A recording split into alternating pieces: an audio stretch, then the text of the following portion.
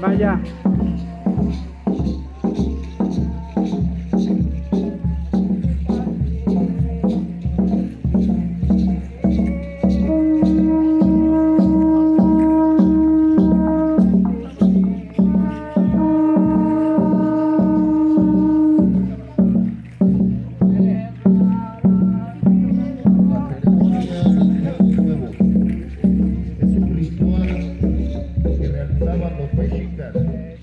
Según varias interpretaciones arqueológicas, fue practicado por los pueblos del centro de México durante el Posclásico, e incluso se considera que siglos antes, pues se cree que en Teotihuacán también se realizaban.